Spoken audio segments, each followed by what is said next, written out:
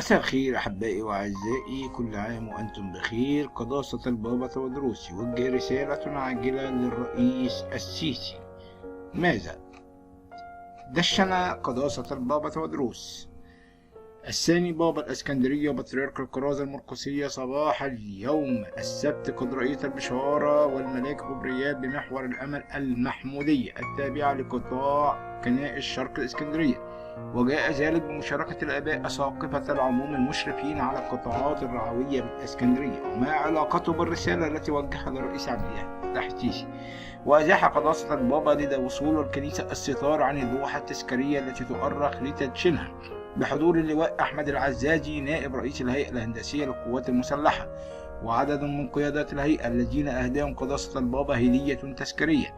بدأت بعدها صلوات التدشين التي شملت تدشين المذبح الرئيسي على اسم السيدة العذراء، والمذبح البحري على اسم رئيس الملائكة غبريال، والقبلي على اسم الشهيد أبسخريون القلبيني، إلى جانب أيقونات حضن الآب البانتقراطور بالهياكل الثلاثة وحامل الأيقونات الخاص بكل هيكل وأيقونات الكنيسة ومعموديتها. وصلى قداسة البابا تودروس القداس الإلهي وألقى العظة التي جاءت بعنوان التطويبات، وتناول قداسته خلالها 3 نقاط من خلال تطويبات السيد المسيح في العظة على الجبل، وهي: أصحاب الرحمة طوبى للرحماء لأنهم يرحمون، أصحاب السلام طوبى لصانع السلام لأنهم أبناء الله يدعون، أصحاب نقاوة القلب طوبى لأنقياء القلب لأنهم يعنون الله.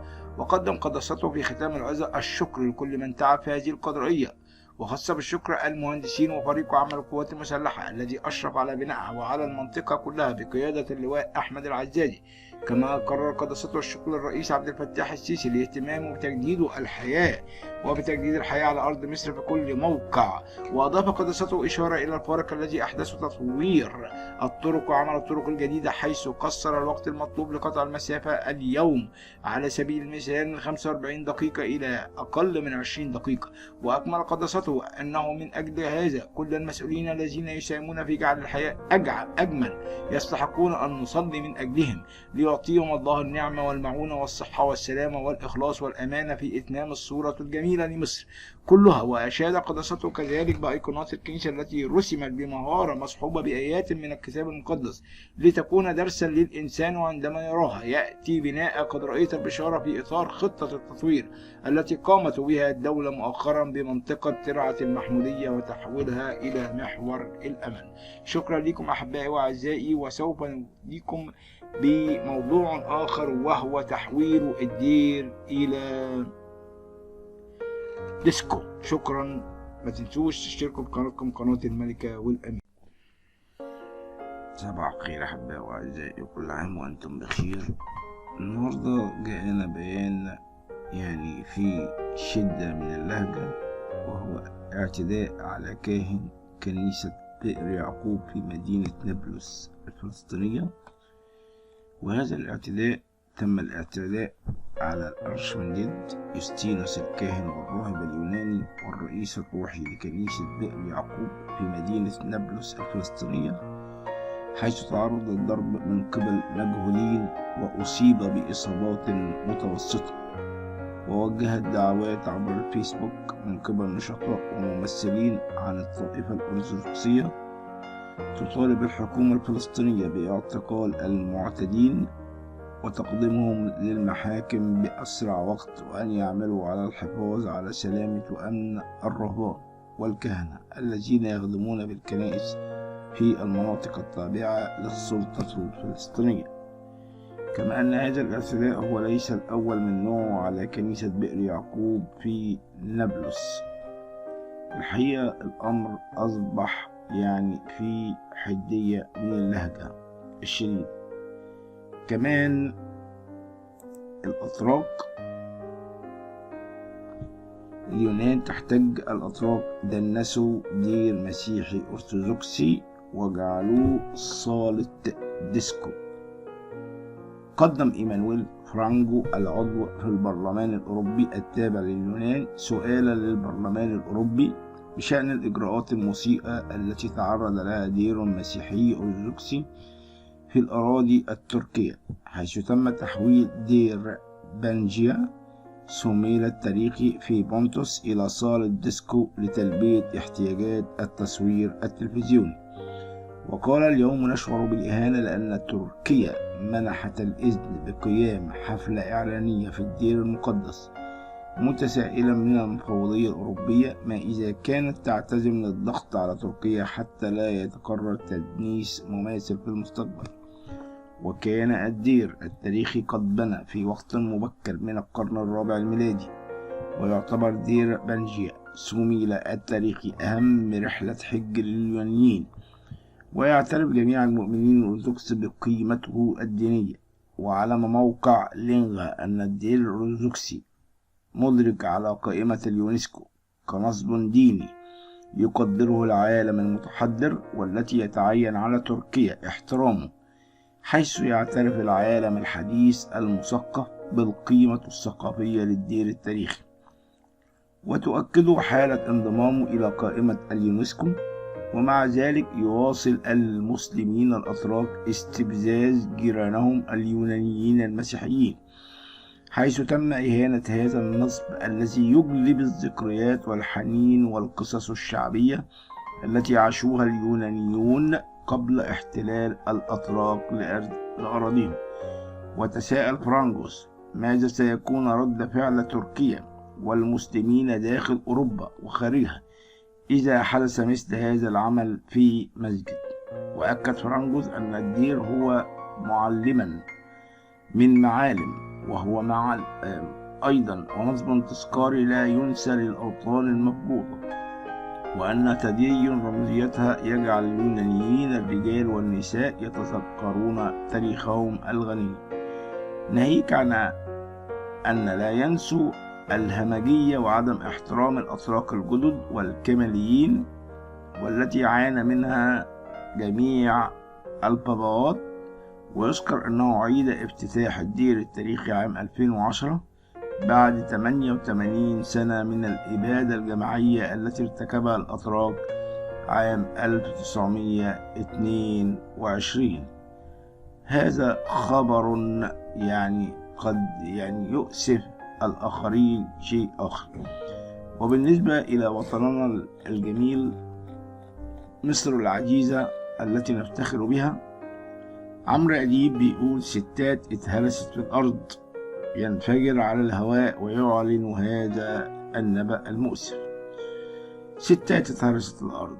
عبر الإعلامي عمرو أديب عن غضبه من الاشتباكات التي وقعت أنصار لرئاسة نادي الزمالك مرتضى منصور وأحمد سليمان خلال الانتخابات التي جرت.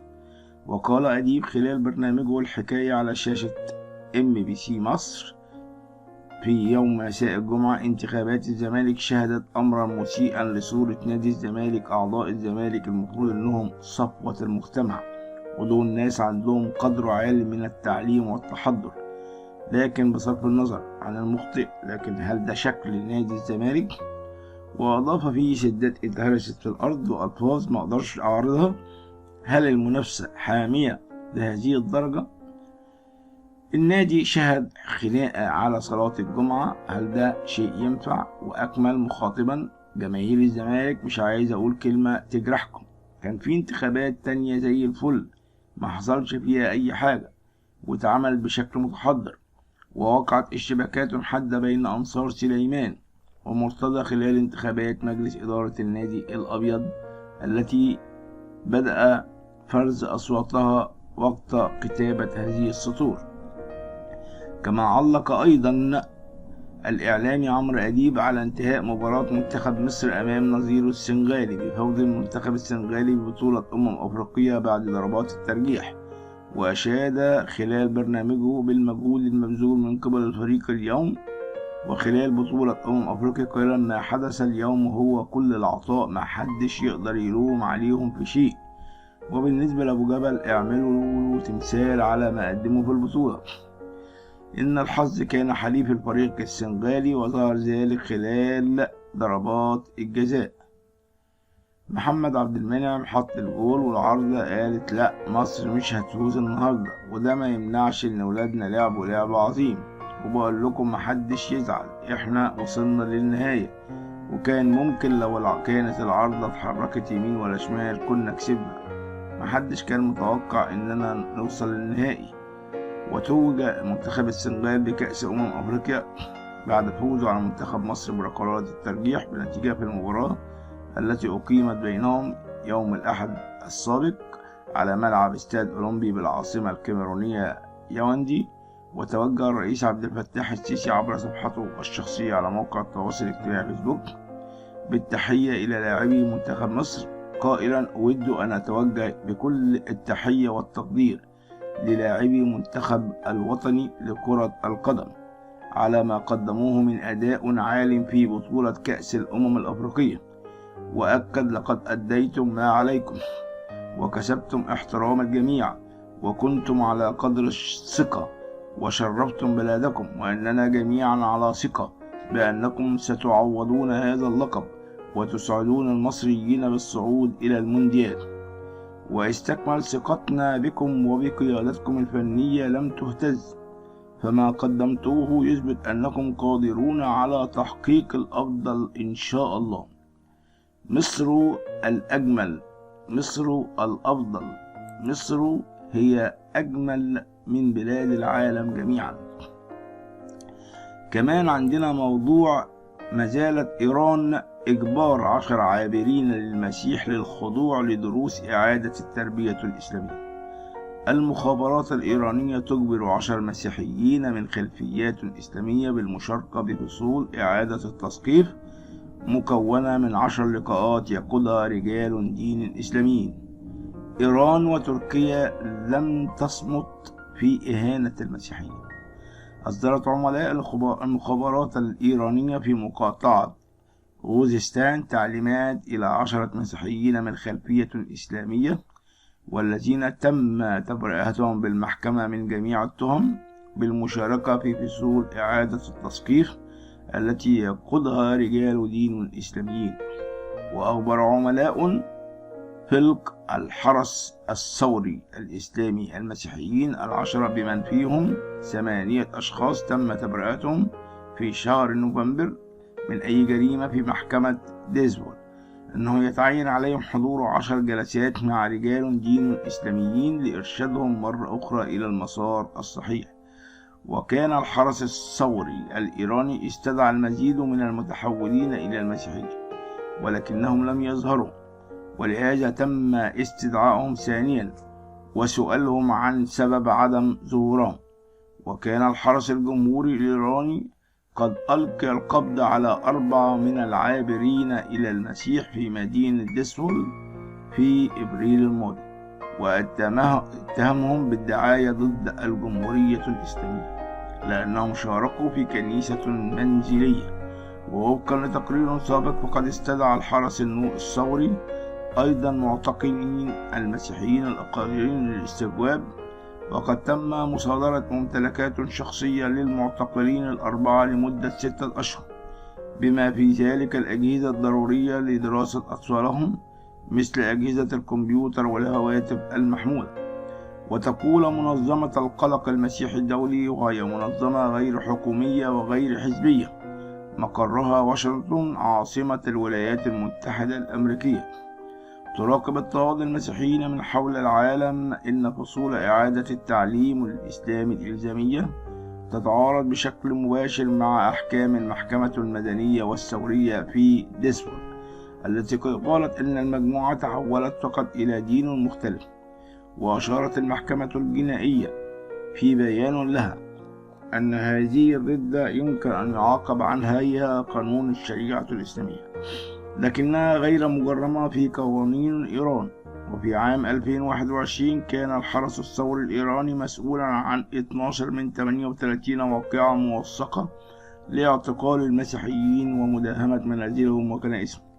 ويعتبر التحول إلى المسيحية في إيران أمرا خطير، ويعرض المتحول إلى خطر الاضطهاد من قبل الحكومة بشكل خاص وبدرجة أقل خطورة من قبل المجتمع وعائلتهم، بحسب ما ذكرت وكالة الأبواب المفتوحة الأمريكية في تقريرها عن الحقائق في إيران.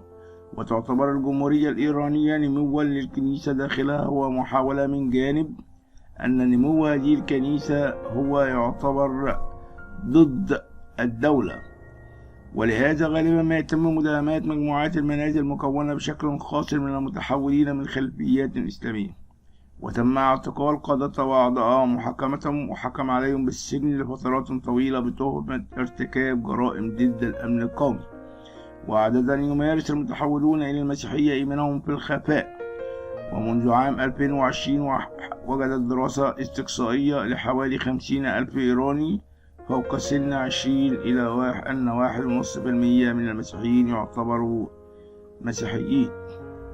وتعتبر الجمهورية الإسلامية الإيرانية التي تحكم بالشريعة الإسلامية الشيعية 9 أخطر الدول المتعلقة باضطهاد المسيحيين من حول العالم، وذلك وفقا لقائمة المراقبة العالمية ل 2021. وفي النهاية نشكر بلدنا العزيزة مصر الجميلة التي يشعرنا بها الرئيس السيسي كل يوم أننا مواطنون مصريون لا تمييز بيننا، وبصفة خاصة عندما تم تعيين أول مسيحي رئيسا للمحكمة الدستورية. شكرا لمصر من جميع مواطنيها وجميع شعبها العميق العاطفة الذي دائما نشعر بالحب بينهم. لنا أكثر من 1500 عام، 1500 سنة، والحب ما بيننا والترابط ما بيننا جعل مصر ذخرا بين العالم. شكرا لكم أحبائي وأعزائي، ولكم مني كل الحب والتقدير، ولا تنسوا اشتراككم في قناة الملكة والأمير.